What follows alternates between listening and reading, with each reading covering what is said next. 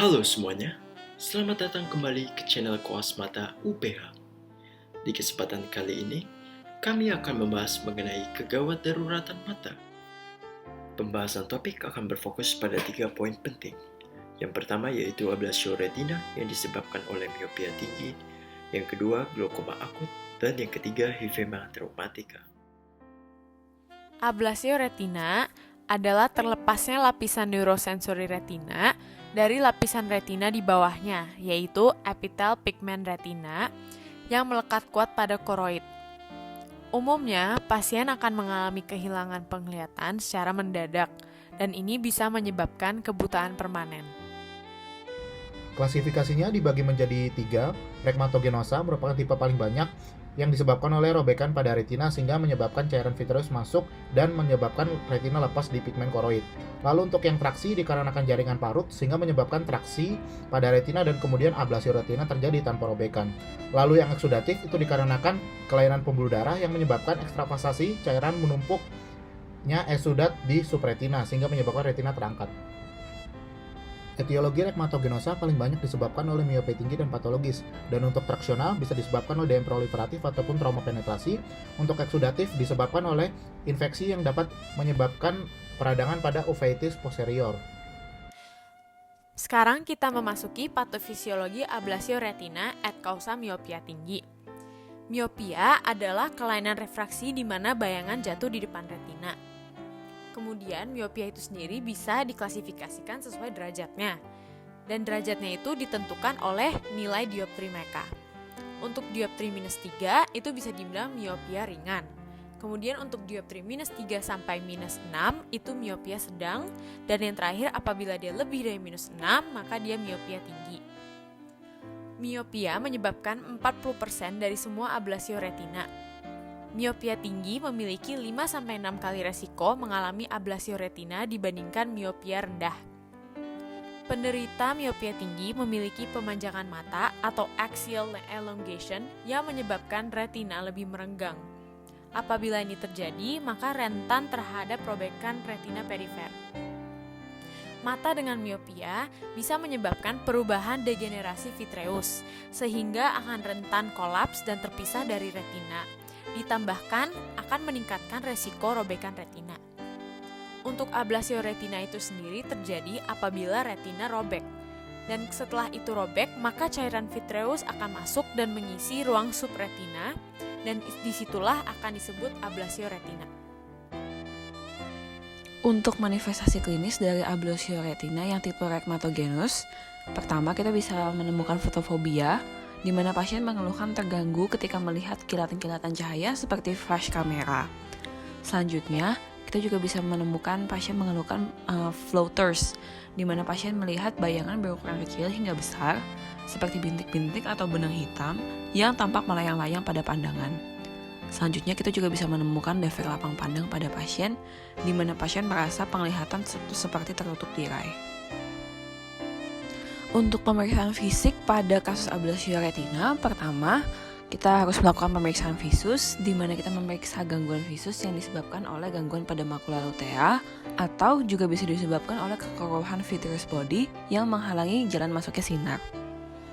Selanjutnya, kita juga bisa melakukan pemeriksaan lapang pandang, di mana dengan pemeriksaan ini kita bisa mengidentifikasi bagian retina yang terlepas dengan munculnya titik buta atau juga bisa kita sebut dengan nama skotoma sesuai dengan area retina yang terlepas.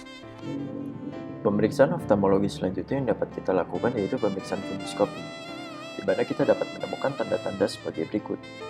Yang pertama yaitu retina yang terlepas, di mana tampak berwarna putih ataupun keabu-abuan dengan warna yang lebih pucat, disertai dengan pembuluh darah di atasnya. Kemudian terlihatnya robekan berwarna merah dan juga disertai pembuluh darah retina yang berwarna lebih gelap dan tidak ada refleks cahaya sentral. Retina yang terlepas akan membentuk lipatan-lipatan sesuai dengan pergerakan dari bola mata. Apabila kita menemukan tanda-tanda berikut dari pemeriksaan funduskopi, maka kita dapat menegakkan diagnosis ablasio retina.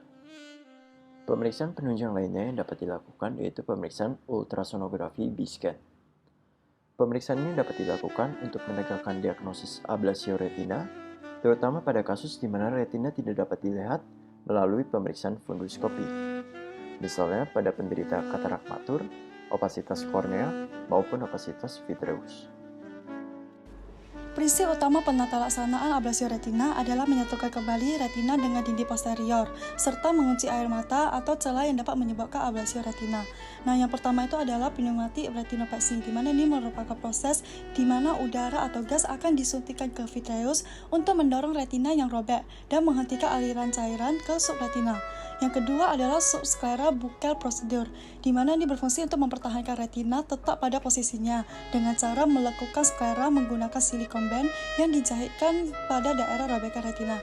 Yang ketiga adalah vitrectomy dan injeksi udara, di mana pada ini terjadi pelepasan traksi di vitreoretinal dan penyuntikan cairan atau perfluorokarbon dan gas untuk mempertahankan posisi vitreus.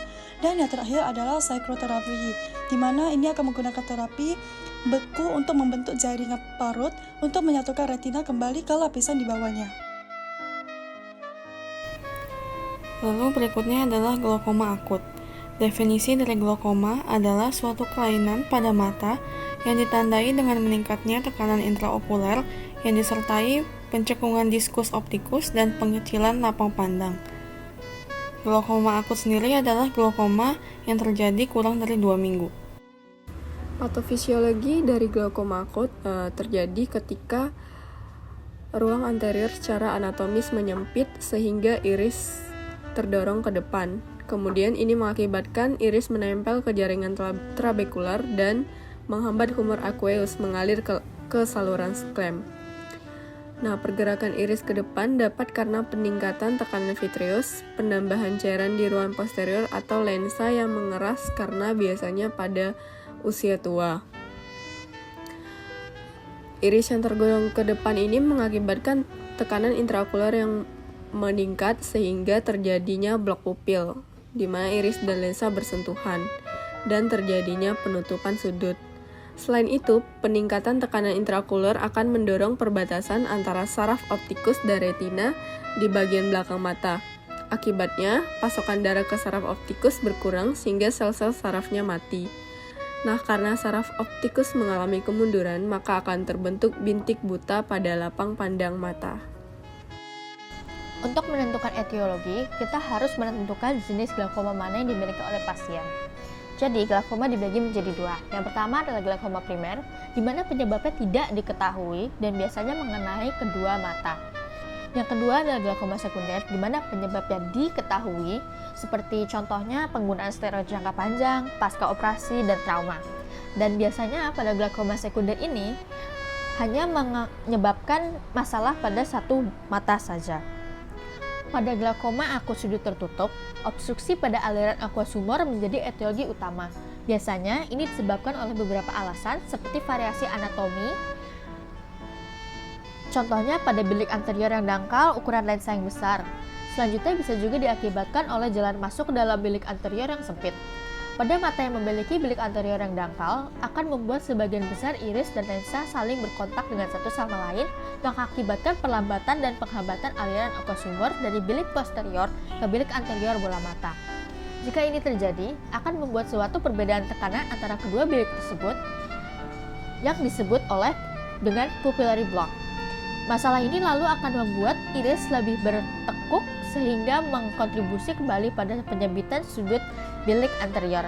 Siklus ini akan terus meningkatkan tekanan intraokular sehingga akhirnya menunjukkan temuan klinis pada glaukoma akut sudut tertutup. Lalu untuk mendiagnosis penyakit glaukoma akut itu sendiri, kita bisa lakukan anamnesis dan pemeriksaan fisik. Pada anamnesis, kita bisa tanyakan kepada pasien apakah pasien mengeluh adanya sakit kepala, muntah, pandangan kabur, lihat halo, ataupun nyeri pada bola mata. Lalu pada pemeriksaan fisik, kita cek apakah terdapat injeksi konjungtiva dan mediasi pupil pada pasien. Selain itu, kita juga perlu melakukan pemeriksaan lapang pandang, karena biasanya pasien dengan glaukoma akut menderita defek lapang pandang. Selain itu, kita juga perlu mengecek tekanan intraokular pasien, karena pasien dengan glaukoma akut memiliki TIO lebih dari 21 mmHg. Lalu kita juga perlu melakukan tes Snellen chart untuk mengecek visus pasien. Biasa pasien dengan glaukoma akut mengalami penurunan visus bahkan bisa sampai 0. Selain itu, kita bisa lakukan funduskopi, dan hasilnya adalah atrofi saraf optik pada glaukoma akut. Lalu salah satu pemeriksaan terpenting adalah gonioskopi. Ini untuk memeriksa bilik anterior pada mata pasien yang dilakukan pada pemeriksaan penunjang. Pemeriksaan penunjang yang dilakukan untuk glaukoma akut, yang pertama ada oftalmoskop, itu untuk menilai adanya cupping dan atrofi diskus optikus. Diskus optikus menjadi lebih luas dan lebih dalam. Pada glaukoma akut, kamera anteriornya dangkal, aqueous humornya keruh, dan pembuluh darah menjalar dari iris.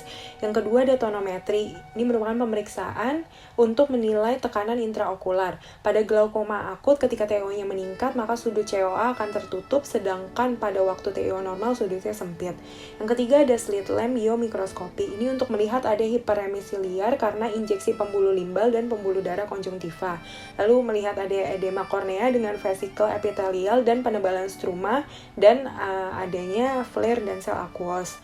Pupil tetap pada posisi semi-dilatasi dan tidak ada reaksi terhadap cahaya dan akomodasi. Lalu melihat dilatasi pembuluh darah iris. Selanjutnya ada pemeriksaan gonioskopi untuk melihat keadaan patologik sudut bilik mata, seberapa besar atau terbukanya sudut. Juga melihat hal-hal yang terdapat pada sudut bilik mata, seperti benda asing, dan menilai progresivitas dari glaukoma. Lalu perimetri, ini pemeriksaan lapang pandang atau visual field test dilakukan untuk mengukur luas penglihatan perifer dan untuk menilai seberapa parah terjadinya visual loss. Selanjutnya ada pakimetri, ini untuk mengukur tebal kornea. Karena kornea yang tipis dapat meningkatkan risiko terjadinya glaukoma. Lalu ada optical coherence tomography atau OCT, ini pemeriksaan dilakukan untuk melihat, memetakan, dan mengukur lapisan yang berbeda-beda pada retina. Lalu untuk mengukur dan mendokumentasikan kerusakan yang terjadi pada syaraf optik. Yang terakhir ada ultrasound biomikroskopi atau UBM. UBM ini dapat memberikan informasi mengenai anatomi di bagian anterior pada sejumlah jenis glaukoma. Tes ini menggunakan gelombang suara dengan panjang gelombang yang pendek dan memberikan pemeriksaan bagian anterior, posterior, dan badan siliar yang detail. Baiklah, sekarang akan membicarakan mengenai tata laksana pada kasus glaukoma akut, di mana tata laksana sendiri dibagi menjadi dua, yaitu medikamentosa dan non-medikamentosa. Dan kedua tata laksana ini memiliki tujuan yang sama, yaitu untuk menurunkan tekanan intraokular supaya saraf optik tidak rusak lebih lanjut, dan sehingga menjaga fungsi visual. Perlu diketahui bahwa pasien dengan glaukoma akut diperlukan untuk diberikan terapi medikamentosa dahulu, lalu terapi non-medikamentosa. Ada 5 jenis golongan obat yang dapat diberikan kepada pasien dengan glaukoma akut, yaitu prostaglandin analog, beta-adrenergic agonis, carbonic anhydrase inhibitor, parasimpatomimetik, dan hiperosmotik, di mana kelima obat ini memiliki tujuan yang sama, yaitu untuk menurunkan tekanan intraokular secara bersamaan dengan menurunkan jumlah produksi aqueous humor pada bilik anterior dan juga posterior. Jika terapi medikamentosa tidak memadai, maka akan beralih kepada operasi, di mana operasi dibagi lagi menjadi dua, yaitu operasi laser dan insisi. Untuk operasi sendiri yang sering dilakukan adalah operasi laser karena mengurangi risiko untuk terjadinya perdarahan dan infeksi. Selain dari pemberian terapi kepada pasien dengan kasus glaukoma akut, perlu juga diberikan edukasi kepada mereka yang membutuhkannya. Di sini ada 5 buah jenis poin penting di mana kita sebagai tenaga medis dapat memberikan informasi kepada mereka yang membutuhkan. Hal yang pertama adalah untuk kegawat daruratan, yaitu memberitahu bahwa glaukoma akut merupakan kondisi darurat pada mata, di mana jika glaukoma akut terjadi pada seseorang, maka hal yang sering terjadi adalah penutupan sudut, di mana akan menurunkan penglihatan seseorang. Lalu kemudian adalah resiko, yaitu resiko kebutaan yang terjadi pada glaukoma akut. Dan resiko tersebut akan terus meningkat dengan berjalannya waktu. Lalu melanjutkan lagi dengan kebutaan, yaitu kebutaan yang dihasilkan oleh glaukoma akut bersifat irreversible atau yang berarti tidak dapat kembali menjadi normal. Lalu untuk operasi sendiri, seperti yang sudah dikatakan, operasi merupakan pilihan alternatif jika terapi obat-obatan tidak memadai atau tidak memberikan hasil. Dan yang terakhir yang adalah untuk memberikan informasi dasar seperti tujuan pengobatan, berapa kali obat yang digunakan, dan juga cara pemakaiannya. Dan informasi yang terakhir ini penting sekali diberikan kepada pasien yang baru pertama kali mengalami glaukoma akut. Selanjutnya, kami akan menjelaskan mengenai hifema traumatica. Hifema traumatica adalah keadaan di mana terjadi akumulasi darah pada COA yang terdiri dari iris dan badan siliar yang disebabkan oleh trauma, operasi, penyakit lain. Untuk klasifikasinya, berdasarkan pemenuhan darah di bilik mata depan, grade 1, darah mengisi kurang dari sepertiga bilik mata depan. Grade 2, darah mengisi sepertiga sampai setengah bilik mata depan. Grade 3, darah mengisi setengah hingga hampir seluruh bilik mata depan. Dan grade 4, darah mengisi seluruh bilik mata depan dikenal juga dengan hifema total. Sedangkan klasifikasi berdasarkan onset perdarahan, hifema primer terjadi langsung sampai hari setelah trauma pada mata, hifema sekunder terjadi 2-5 hari setelah trauma pada mata. Klasifikasi berdasarkan darah yang terlihat yaitu makrohifema, perdarahan terlihat dengan mata telanjang. Mikrohifema, perdarahan terlihat apabila menggunakan mikroskop. Etiologi hifema dibagi menjadi 3. Yang pertama adalah trauma. Trauma dapat berupa trauma benda tumpul, laserasi, atau setelah operasi intraokular. Yang kedua adalah gangguan koagulasi, seperti leukemia, hemofilia, von Willebrand disease, atau penggunaan obat antikoagulan seperti aspirin atau warfarin. Kemudian yang ketiga adalah spontan. Hifema dapat terjadi secara spontan karena beberapa kondisi medis, seperti rubeosis iridis, xanthogranuloma, iris melanoma, sickle cell disease, tumor intraokular, dan neovaskularisasi. Patofisiologi.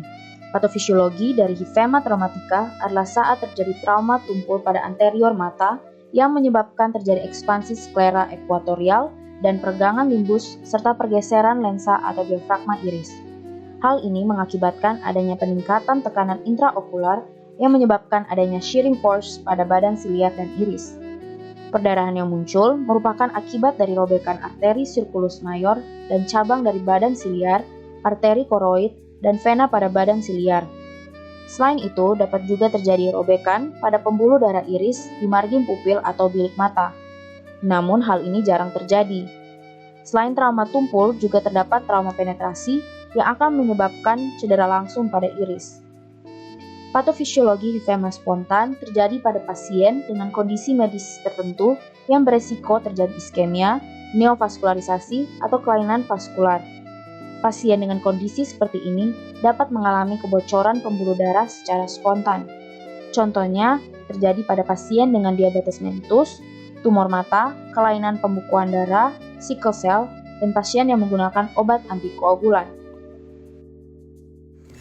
Untuk diagnosis hifema traumatica, mayoritas pasien akan memiliki riwayat yang konsisten dengan terjadinya trauma mata atau ada riwayat pembedahan akhir-akhir ini. Kalau anamnesis yang perlu ditanyakan pada pasien dengan hifema adalah pertama, mekanisme trauma, termasuk arah traumanya dan juga kekuatan trauma. Yang kedua tuh waktu terkenanya dan juga waktu terjadi penurunan visus. Terus juga boleh ditanyakan apakah sebelumnya ada menggunakan pelindung mata. Biasanya penurunan visus ini akan terjadi setelah traumanya. Penurunan visus yang juga bisa disebabkan adanya karena perdarahan sekunder atau karena ada perdarahan yang terus-menerus. Perlu ditanyakan juga obat-obatan yang dikonsumsi pasien sebelumnya, terutama yang mengandung antikoagulan seperti aspirin, NSAID, atau warfarin. Jangan lupa juga tanyakan riwayat penyakit dahulu dan keluarga. Itu sangat penting untuk bertanya kepada pasien apakah mereka memiliki riwayat perdarahan diatesis atau terapi antikoagulasi yang mendapat menjadi faktor resiko. Penting juga untuk mendiskusikan faktor-faktor yang dapat menyebabkan pasien untuk mengalami komplikasi okular dari hifema ini, seperti gangguan pembekuan darah atau penyakit sel sabit, yaitu sickle cell disease. Atau sickle cell anemia ini merupakan faktor yang sangat penting untuk dipertimbangkan. Karena sel darah merah dalam proses penyakit ini itu dapat menjadi sickle dalam ruangan anterior yang akan menyebabkannya menjadi kaku dan tidak dapat dengan mudah tuh lolos melalui trabecular meshwork. Dia akan terhambat atau terjebak. Hal ini tuh mengarah pada kemungkinan terjadinya peningkatan tekanan intraokuler yang akan jauh lebih besar. Selain itu, sel darah merah bentuk sabit ini juga dapat menyebabkan oklusi arteri retina sentral dan juga neuropati optik iskemik. Untuk pemeriksaan fisik pada hifema traumatika, harus dilakukan pemeriksaan mata secara lengkap pada setiap kasus dan juga harus dicurigai adanya kerusakan mata terbuka sampai terbuktinya tidak ada. Jadi pada setiap kontrol, pemeriksaan mata rutin akan dilakukan seperti ketajaman visus, pemeriksaan pupilari, periksa tekanan intraokuler, dilakukan pemeriksaan slit lamp, dan juga menilai kerusakan jaringan dan luas hifemanya. Pemeriksaan oftalmoskopi juga dapat mengaji struktur dari internal okulernya. Juga bisa dilakukan gonioskopi untuk mengevaluasi kondisi sudut dan trabecular meshwork-nya. Ini tuh penting terutama dalam pengaturan trauma okuler untuk mendapatkan pemahaman tentang luasnya trauma. Pertama, itu tentukan ketajaman penglihatan seakurat mungkin pada masing-masing mata. Terus juga pemeriksaan pergerakan bola mata bila terganggu itu harus dievaluasi apakah terjadi ada fraktur pada lantai orbita atau tidak. Selanjutnya dicek juga palpebranya. Palpebra dan trauma kelenjar lakrimal itu dapat menunjukkan adanya trauma yang dalam pada mata. Next juga bisa lihat laserasi pada palpebra yang dapat menyebabkan perforasi bola mata. Bagian mata selanjutnya yang dicek adalah konjungtiva. Apakah laserasi konjungtiva ini dapat terjadi pada kerusakan sklera yang serius. Terus perdarahan konjungtiva yang berat juga dapat mengindikasikan ruptur bola mata yang terjadi. Next yang dicek adalah kornea dan sklera. Laserasi kornea penuh atau yang melibatkan sklera merupakan bagian dari ruptur bola mata dan harus diperbaiki di kamar operasi. Dapat terjadi prolaps iris juga pada laserasi kornea penuh. Next yang dicek adalah pupil, periksa bentuknya, ukuran, refleks cahaya, dan afferent pupillary defect. Next yang dicek adalah segmen anterior. Pada pemeriksaan dengan lampu slit lamp bisa ditemukan defek pada iris. Bisa juga dilihat ada laserasi kornea, bilik mata depan dangkal ini juga dapat menjadi tanda dari ruptur bola mata dengan prognosis yang buruk. Kalau pada ruptur posterior dapat ditemukan bilik mata depan yang dalam.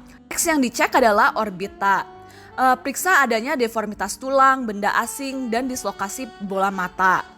Biasanya benda asing pada mata yang tertanam atau bila terjadi perforasi itu harus dijaga hingga dilakukan pembedahan. Selanjutnya adalah pemeriksaan penunjang. Pemeriksaan penunjang yang pertama adalah pemeriksaan lab, meliputi complete blood count dan coagulation profile, serta hapusan darah tepi untuk melihat adanya kelainan seperti sickle cell. Yang kedua adalah CT scan orbita. CT scan penting untuk dilakukan sebagai initial evaluation untuk mengidentifikasi adanya manifestasi pada bola mata yang disebabkan oleh trauma. Yang ketiga adalah gonioskopi. Seperti yang dapat kita lihat pada gambar, panah berwarna putih menunjukkan area perdarahan pada COA. Pasien dengan hifema setelah keadaan mata stabil atau sudah diterapi perlu dilakukan gonioskopi sebagai workup evaluation. Yang terakhir adalah B-scan ultrasound. B-scan ultrasound dilakukan sebagai ajuvan ketika diagnosis sulit untuk ditegakkan. Area ekogenik pada B-scan ultrasound menunjukkan adanya perdarahan. Tata laksana pada hifema terdiri dari non-medikamentosa, medikamentosa, dan bedah. Perlu diketahui riwayat gangguan tumpukan darah, riwayat sickle cell disease, glaukoma, dan keterlibatan open globe trauma pada pasien. Terapi non-medikamentosa yang pertama yaitu penggunaan pelindung mata untuk mencegah injuri lanjut pada mata yang hifema, yang digunakan setiap saat dan hanya dibuka pada saat pemeriksaan mata. Jenis eye shield diindikasikan pada pasien dengan injuri monokuler atau pada anak dengan resiko ambliopia. Sedangkan eye patch diindikasikan pada pasien dengan resiko corneal blood staining. Tata laksana rawat inap bertujuan untuk observasi progresivitas hifema untuk melihat apakah ada perdarahan sekunder.